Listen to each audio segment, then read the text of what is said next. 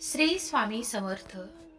जो पुरुष या तीन गोष्टी स्त्रियांना सांगतो तो कायम गरीब राहतो आणि नेहमी दुःखी राहतो. तर प्रिय दर्शकांनो, त्या कोणत्या तीन गोष्टी आहेत ज्या पुरुषांनी त्यांच्या पत्नीला त्यांच्या मृत्यूपर्यंत सांगू नये? पाहूयात आज आपण पाहणार आहोत. प्रिय दर्शकांनो, आम्ही तुम्हाला एका छोट्या कथेद्वारे या तीन गोष्टी सांगणार आहोत. मित्रांनो, एकेकाळी एका शहरात निवृत्ती नावाचा एक व्यक्ती राहत असे. निवृत्ती मनाने अतिशय निराश आणि अतिशय साधा होता. मित्रांनो, त्याने आयुष्यात कधीही कोणतेही पाप केले नव्हते. निवृत्तीची पत्नी विसराळू स्वभावाची होती आणि निवृत्तीला 2 लहान मुले देखील होती. निवृत्तीने आपल्या पत्नीपासून कोणतीही गोष्ट लपून ठेवली नव्हती. निवृत्ती हा एकटाच त्याच्या घरात कमवता माणूस होता. निवृत्ती ज्या गावात राहत होता त्या गावात फक्त निवृत्ती हाच गरीब होता. तिच्याशिवाय गावात कोणीही गरीब नसल्यामुळे सर्वजण निवृत्तीची आणि पत्नीची निवृत्ती गरीब असल्याची खिल्ली उडवत असत. प्रिय दर्शकांनो, निवृत्ती आपल्या गावातील मोठ्या शेठकडे काम करत असे. तो त्यांच्या गायींची काळजी घ्यायचा, त्यांच्या म्हशी चारायला न्यायचा. हेच काम करून निवृत्ती त्यांचे कुटुंब चालवत होते आणि त्यांना त्यांच्याकडून 2 वेळचे जेवण मिळत होते. पण एके दिवशी काही कारणास्तव ज्या शेठकडे निवृत्ती काम करत होते ते निवृत्तीला म्हणाले, निवृत्ती, आता उद्यापासून तुला कामावर येण्याची गरज नाही, कारण आम्ही तुझ्या जागी दुसरे कोणीतरी नियुक्त केले आहे. त्यामुळे आम्ही तुम्हाला यापुढे ठेवू शकणार नाही. त्यामुळे तुम्ही तुमचा पगार घेऊन येथून जाऊ शकता. त्यानंतर निवृत्ती शेठकडून पगार घेतो आणि त्याच्या घरी येतो. निवृत्ती खूप दुःखी होतो. घरी येऊन तो पत्नीला पैसे देतो तेव्हा निवृत्तीची पत्नी खूप आनंदी होते. पण त्यानंतर जेव्हा निवृत्ती त्याच्या पत्नीला सांगतो की माझी नोकरी गेली आहे, आता उद्यानंतर मी कुठेही जाणार नाही, तेव्हा ती नाराज होते. त्या दिवसापासून निवृत्ती घरातच असायचा, कारण निवृत्तीला आता काहीच काम नव्हते.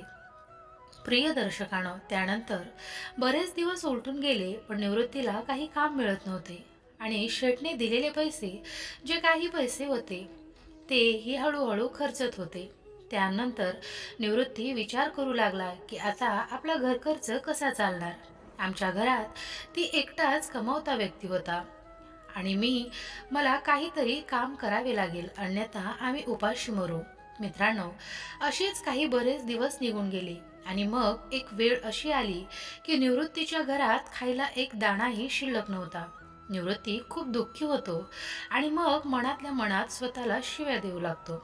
एका रात्री निवृत्तीला त्याची बायको आणि मुलांसोबत उपाशी झोपावे लागते आणि मग दुसऱ्या दिवशी पहाट होताच निवृत्ती घरापासून थोड्या अंतरावर असलेल्या जंगलात जातो.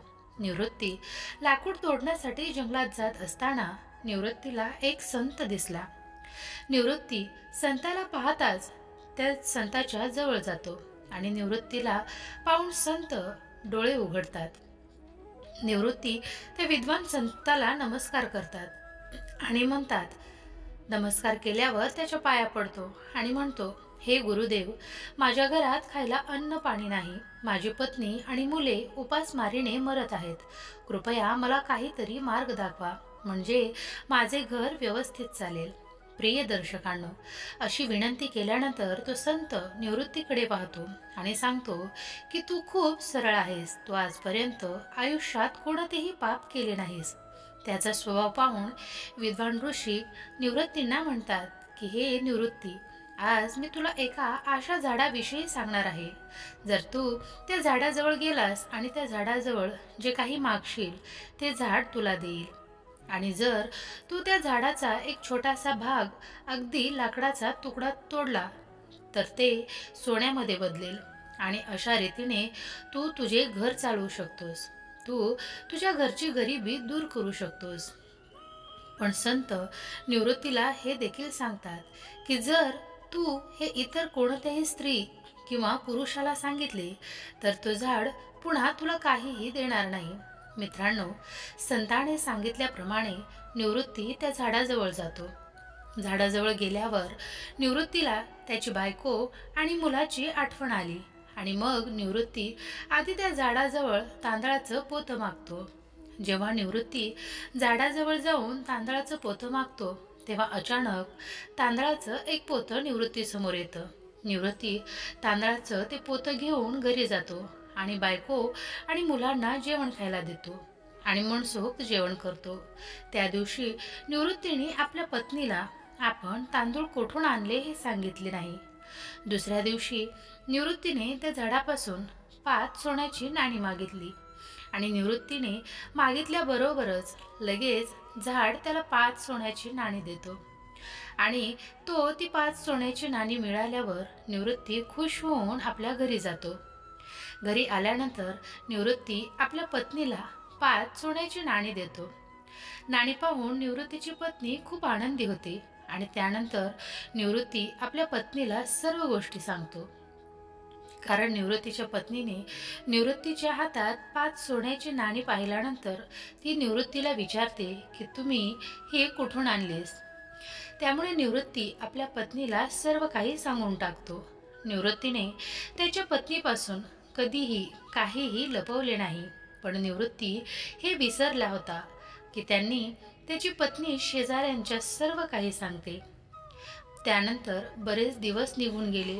निवृत्ती रोज त्या झाडावरून 5 सोन्याची नाणी मागू लागला आणि मग एके दिवशी निवृत्ती शेवटी त्या झाडाकडून हजारो सोन्याची नाणी मागतो आणि निवृत्तीने नाणी मागताच सोन्याच्या नाण्यांनी भरलेलं पोतं लगेच निवृत्तीच्या समोर येतं. निवृत्ती बैलाच्या पाठीवर सोन्याची नाणी ठेवतो आणि आपल्या घरी घेऊन जातो.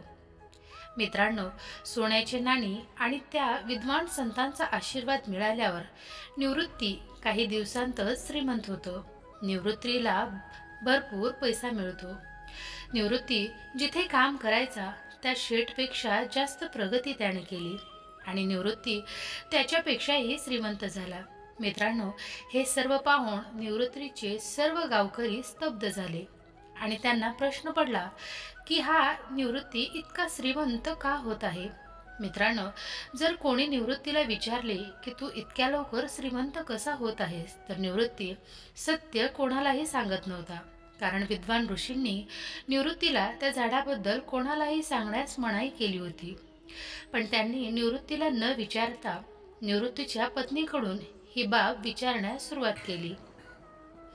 तर मित्रांनो, निवृत्तीच्या पत्नीने मागचा पुढचा विचार न करता गावकऱ्यांना सर्व गोष्टी सांगितली की माझ्या पतीकडे पैसे कुठून येतात. पुढच्या दिवशी निवृत्ती पुन्हा सोन्याची नाणी घेण्यासाठी त्या झाडाकडे जातो. तेव्हा ते झाड निवृत्तीला नाणी देत नाही. निवृत्ती अनेक वेळा त्याच्याकडून मागतो, पण झाड निवृत्तीला काहीच देत नाही.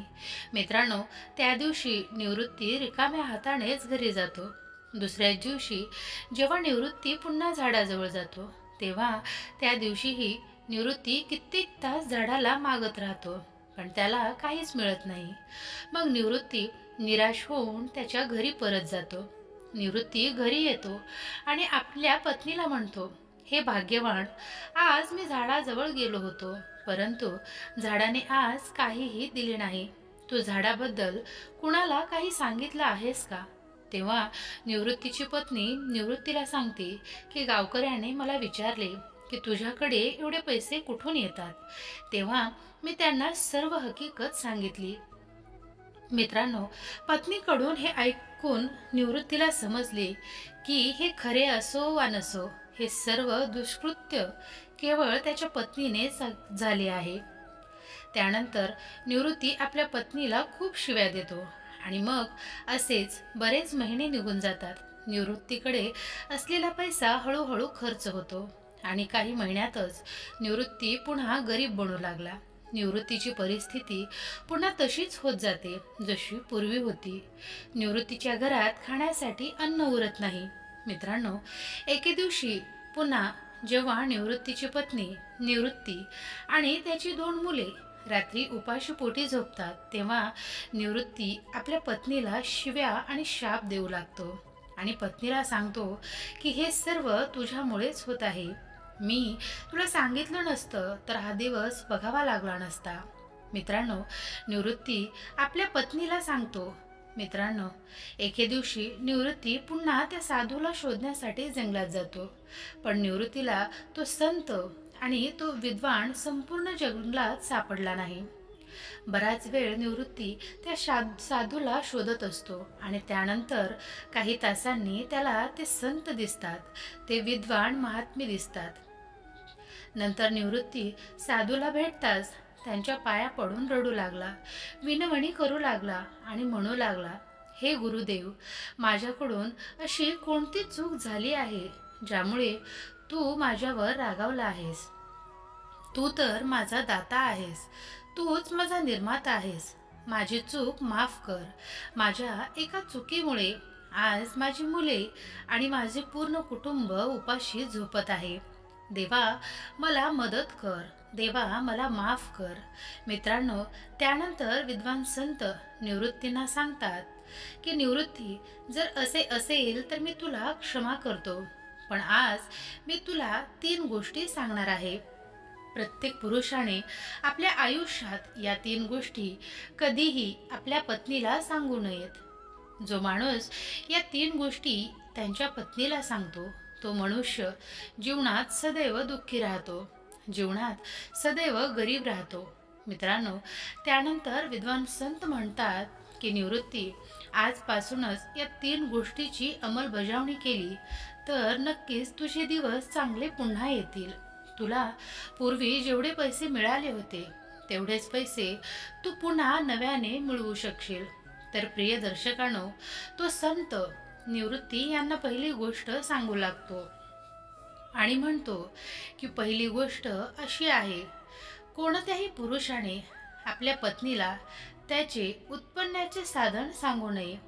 कारण जर तुम्ही तुमच्या बायकोला कमाईचा स्रोत सांगून तुमच्या कमाईबद्दल सांगाल तर ती त्याबद्दल संपूर्ण गावात बढाई मारेल आणि ती स्वतःची प्रशंसा म्हणून घेईल. ती लोकांना कमाईचे स्रोत सांगेल आणि त्यात तुमचं खूप मोठं नुकसान झाल्याशिवाय राहणार नाही. त्यामुळे पत्नीला तुमच्या कमाईचे स्रोत कधीही सांगू नका.